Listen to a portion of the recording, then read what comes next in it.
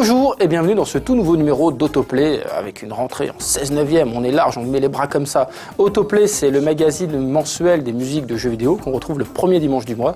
C'est facile à se rappeler, c'est comme un certain film sur notre chaîne. Donc au sommaire, qu'est-ce qu'on a? On a tout d'abord les sorties CD, un dossier sur Super Smash Bros Brawl, on a le rétroplay, les bonus tracks et bien sûr les clips qui vont rentrer dans la rotation de No Life. Mais tout de suite, on regarde les concerts. Cet été a eu lieu à Londres le Summer of Sonic. C'est en fait un concert organisé par des fans londoniens du Hérisson Bleu et donc on a pu avoir des artistes tels que Richard Jacques qui ont fait le déplacement. Et en fait, c'est assez hallucinant que des fans puissent réussir à faire intervenir les vrais chanteurs des musiques de Sonic. Et ça, je crois pas qu'on l'aura un jour en France. Donc fans, mobilisez-vous. Eh bien, en France aussi, on a le droit à des concerts de musique de jeu. Pour une fois, parce qu'il y a Video Games Live qui arrive au Palais des Congrès le 18 décembre et on peut déjà réserver ses places sur le site internet. Hop. Et en plus, chose qui est particulièrement intéressante, on peut voter pour sa tracklist préférée. Donc allez-y, régalez-vous et je crois que vous pouvez commencer à réserver parce que l'événement est tellement rare qu'on ne peut pas le manquer.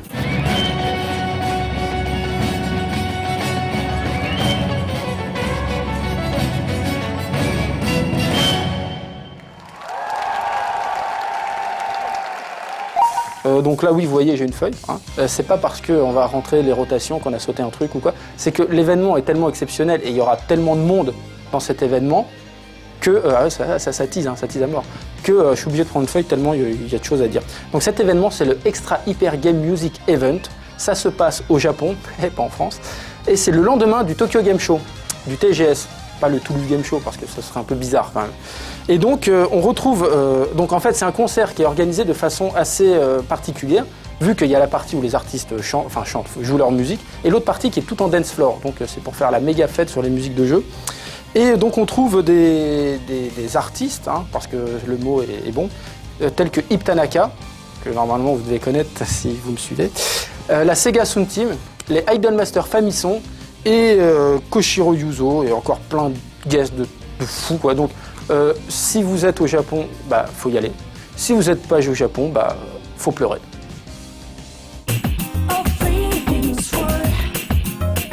On commence avec un CD de compilation de la série des Tales of. Il s'agit de Tales of Series Battle Arrange Tracks de Sakuraba Motoi. Alors il a été composé à la base donc par Sakuraba, mais aussi arrangé dans ce CD par la même personne. Donc c'est un CD dans le plus pur style de Sakuraba, donc c'est super dynamique, c'est des touloulouloulou, et c'est du Sakuraba, donc si vous connaissez pas, c'est le moment de découvrir, si vous aimez pas, c'est le moment de pas découvrir, et si vous aimez, c'est le moment d'acheter.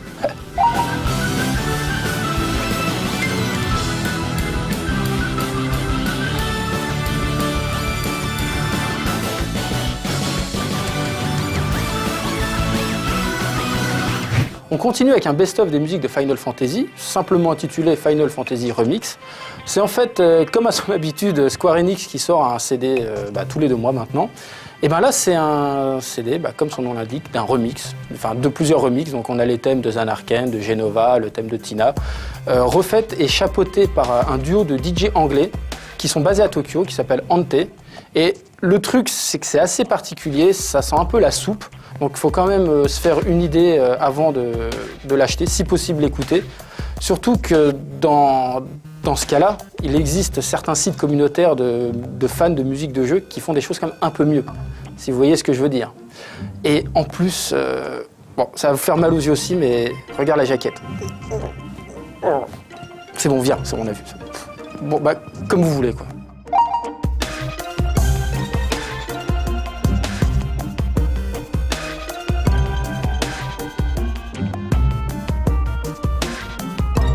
Et pour continuer dans l'originalité, on va vous parler d'un autre CD compile best-of. Il s'agit ici de The World Ends With You, le fameux RPG de Square Enix, sorti il y a peu sur Nintendo DS, et même sorti chez nous, parce que maintenant les RPG sortent en Europe. L'Europe existe, youpi. Et donc ce qu'il faut savoir, c'est que le jeu était localisé dans différents endroits. Donc l'OST était quand même très japonaise sur la version japonaise, et très occidentale sur la version occidentale. Et donc ce CD, c'est une sélection des meilleures pistes de The World Ends With You, composé par Ishimoto. Et en fait, comme le jeu se passe à Shibuya, c'est très axé J-pop, très, très contemporain. Et Ishimoto, c'est quand même l'étoile montante de Square Enix, puisqu'il faut savoir aussi qu'il a composé les musiques pour Crisis Core dernièrement. Et donc, je pense qu'on entendra encore parler de lui.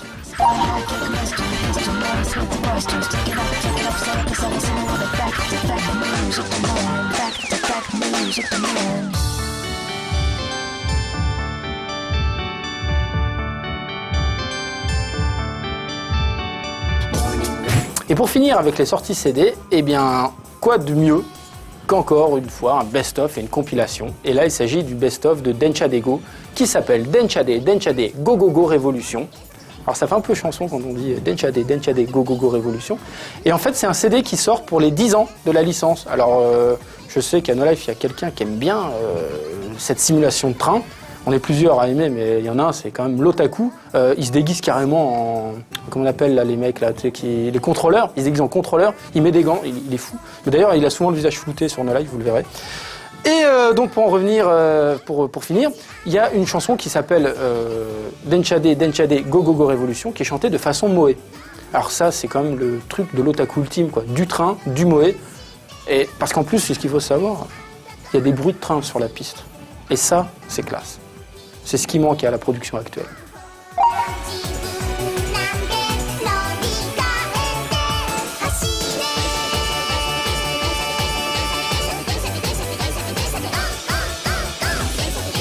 Et pour finir, on va pas parler d'un CD, mais d'un téléchargement légal et gratuit. Fait assez rare pour être souligné quand même, parce que c'est rare qu'on se fasse du bien gratuitement sur Internet.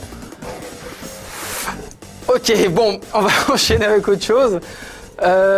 Donc en fait, il s'agit de l'OST de Castle Crashers, qu'on retrouve sur Xbox Live Arcade. Et un beat'em all que je vous conseille absolument de télécharger tellement il est bien, c'est jouable à 4, c'est violent, c'est cynique, c'est super comique, c'est super beau. Les musiques sont vraiment géniales et old school. Elles ont été composées par plusieurs personnes sur le net en Creative Commons. Et donc c'est gratuit, c'est le pouvoir du peuple. Et donc faut y aller. Je vous invite à le télécharger puisque c'est gratuit en plus.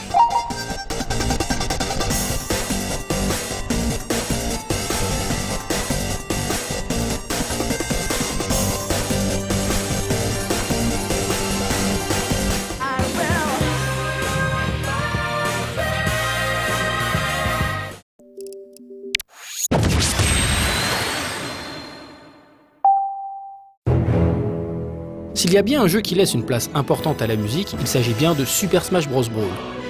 Du haut de ses 37 compositeurs, le titre peut se targuer d'être le jeu à l'OST la plus complète. On pourrait presque parler d'OST ultime.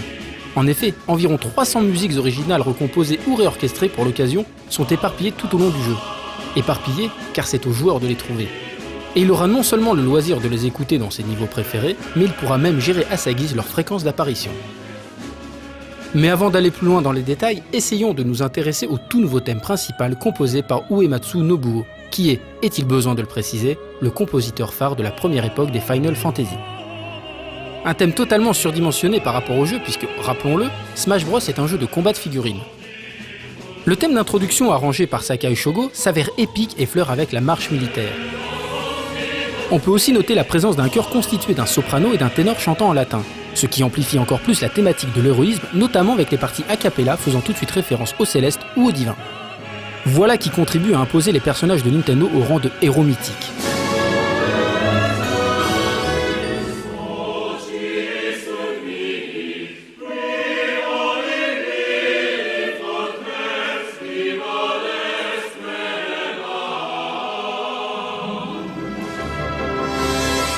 De plus, la fin à la John Williams, dans laquelle la mélodie s'arrête brutalement, est évidemment un clin d'œil aux grands thèmes musicaux du cinéma blockbuster.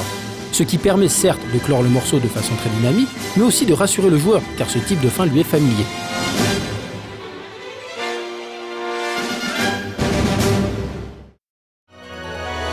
Assez naturellement, de nombreuses variations de ce thème principal sont présentes dans le jeu et les menus. Dans le menu principal, par exemple, on n'entend plus les chœurs ni la fin définitive. Mais l'orchestration est plus étoffée grâce à la grande utilisation des instruments à cordes. La caractéristique de ce morceau est sans aucun doute le changement de rythme. Ce dernier n'est plus uniforme pendant tout le morceau, mais alterne entre 3 temps, puis 2 temps, à la manière du thème de Mission Impossible. Cela crée une sensation de tension et d'agitation durant les phases de préparation qui précèdent le combat.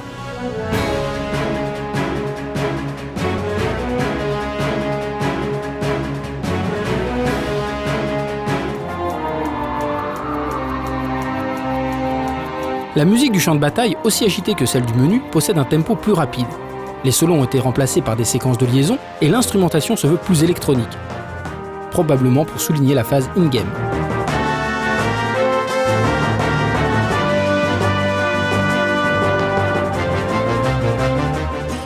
Une variation plus légère a été composée pour la salle d'attente lors des combats en Wi-Fi. La guitare et les percussions aux sonorités exotiques créent un climat de vacances et de relaxation afin que le joueur oublie un peu les longs temps de chargement.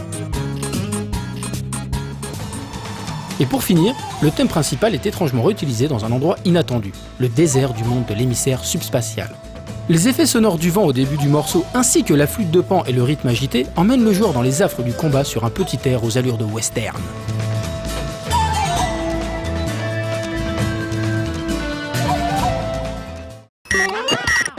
Passons désormais à ce qui fait tout l'insert de la bande originale du jeu, la pléthore de musique issue de jeux Nintendo. Et les morceaux n'ont pas été sélectionnés au hasard. Dès le début du développement, un portail sur téléphone portable permettait aux joueurs japonais de proposer leur thème favori. D'autre part, Sakurai Masahiro, en charge du projet, a permis aux game composers d'arranger les morceaux de leur choix. C'est ainsi que les grands noms de la musique de jeu au Japon ont pu donner libre cours à leurs envies. Le thème de Super Mario Bros réarrangé par son compositeur originel Kondo Koji est forcément de la partie. On peut y reconnaître les rythmes latins de la version originale, mis en valeur par des touches de jazz et de piano, les influences primaires de Kondo. Il y a quelques petites modifications, qui peuvent être exprimées à une certaine distance, mais aussi à une maturation due au temps de cette mélodie devenue mythique.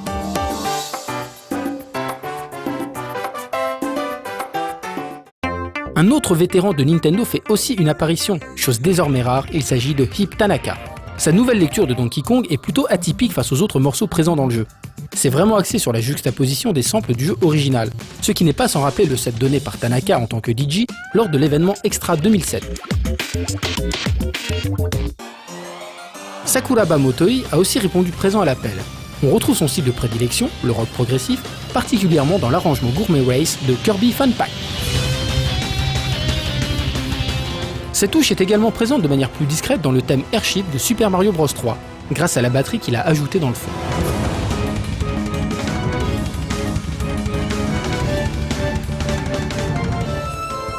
Deux musiques de Tetris sont également présentes dans le niveau de Luigi's Mansion. La première, Tetris Type A, qui est à la base une chanson folklorique russe, comme le savent tous les joueurs, a été arrangée par Shimomura Yoko. Son style dramatique et emporté contraste avec la sobriété du jeu d'origine. Détail amusant, on retrouve un sifflement caractéristique du thème de la maison hantée des fantômes, ainsi que des voix inquiétantes en accord avec le niveau où cette musique est utilisée.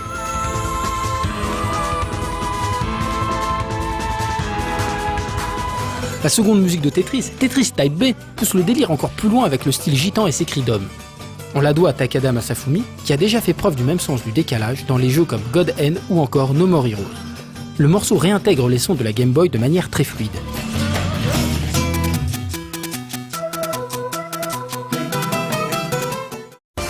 Une bande originale avec plus de 300 morceaux aura bien du mal à sortir dans le commerce. Cela correspondrait à peu près à une trentaine d'OST différentes. Peut-être un jour verrons-nous une compile ou un best-of, mais comment choisir parmi tant de compositions? Il sera dur de satisfaire tout le monde. Le jeu a été produit comme s'il s'agissait du dernier de la saga, et on comprend mieux alors pourquoi un tel cadeau a été fait aux fans. Car à part un prochain Smash Bros, quel jeu aura la prétention de réunir autant de musiciens de renom comme Uematsu, Koshiro, Mitsuda et bien d'autres?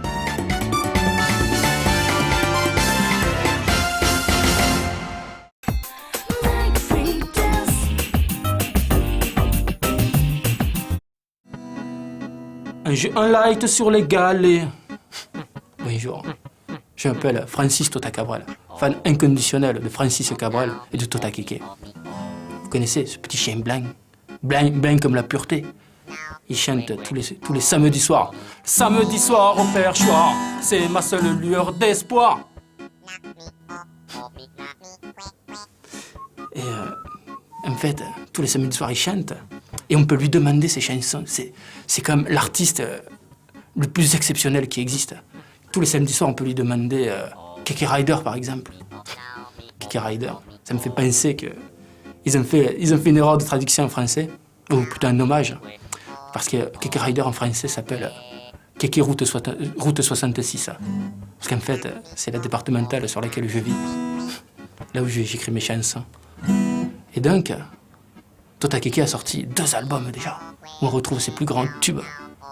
Ouais. Et là, Je voulais lui rendre hommage avec une AMV amateur, vidéo web, que je viens de faire. Une libre adaptation de Francis Cabrel. J'ai appelé ça Me Kwe Me Not Me. Les paroles les plus sages du petit chien blanc. Pour toi, Francis. Pour toi, Kéké.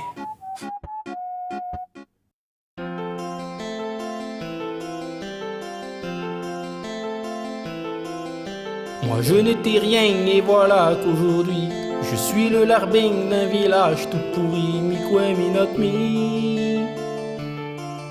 Vous pouvez marcher sur toutes les fleurs qu'il vous plaira, moi j'irai chez Tom Nook et il m'en donnera pas. Alors je planterai des fruits, Me Kwe Me Not Me.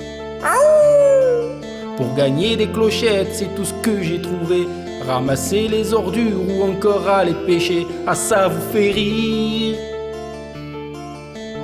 Mais des fois il arrive un cadeau tombé du ciel. C'est peut-être un piège, un meuble ou même un tapis. À toi de découvrir, Me Kwe Me Not Me. Et j'ai dû faire toutes les galères pour avoir les meubles Yeti. Et j'ai dû faire toutes les galères à crédit dans ce village pourri.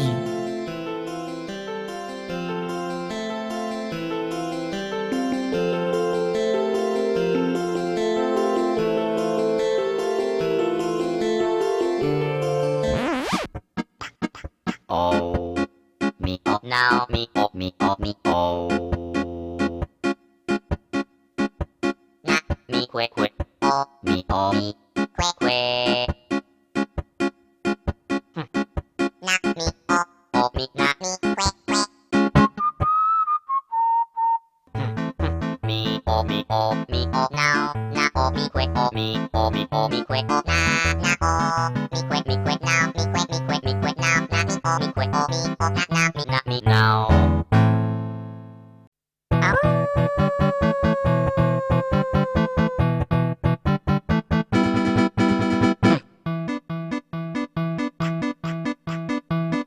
Me kwe oh oh kwe me oh me oh me oh me kwe oh oh kwe na me kwe oh.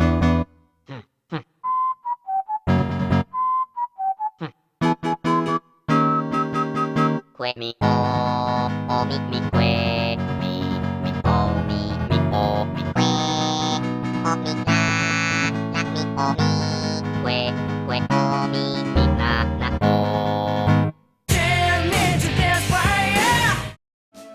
Aujourd'hui dans la bonus track, on va pas parler d'un jeu japonais mais d'un jeu occidental puisqu'il s'agit de Worms. Worms, jeu de guerre dans lequel le joueur incarne une équipe de 4 petits vers de terre qui doit affronter une autre équipe de 4 petits vers de terre afin de défaire son équipe adverse. Le Worms a à sa disponibilité différentes armes telles que le bazooka ou la grenade explosive. Cependant, il y a aussi des armes super drôles telles que le mouton explosif ou la vache. Voilà. Donc les particularités des versions PlayStation, bah oui c'est vrai que je n'ai pas dit qu'il était sorti sur toutes les plateformes. Les particularités des versions PlayStation et Saturn et PC étaient que c'était sur CD.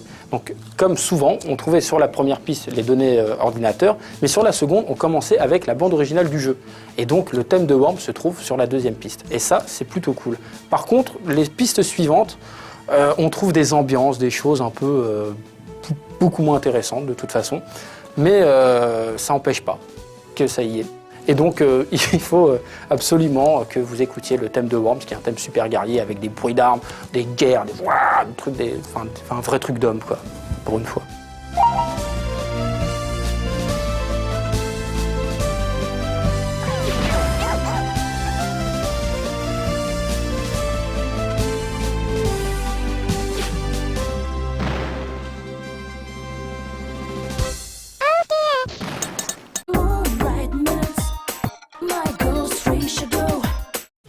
Vous allez être un petit peu déçus puisqu'on va vous présenter qu'un seul clip dans la rotation de No Life, mais il y en aura d'autres, mais là on vous en présente qu'un. Et en plus il s'agit d'un tie-up. Vous avez compris ou pas? C'est pas grave.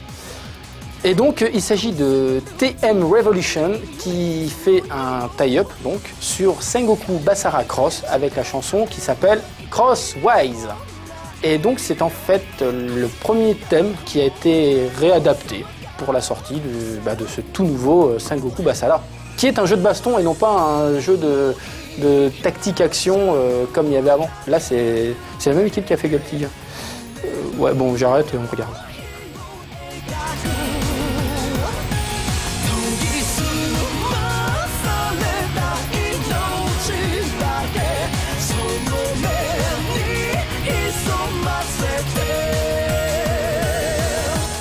Et voilà, ce premier numéro de Autoplay de la rentrée est terminé. On se retrouve le premier dimanche du mois prochain. C'est assez bizarre à dire, mais c'est vrai. Et comme je vous avais promis, parce que là maintenant on est en 16-9 et tout, on a des trucages de la mort, là, un effet spécial qui tue. C'est encore mieux que l'ascenseur. Attention, effet spécial, je vais dans la cave.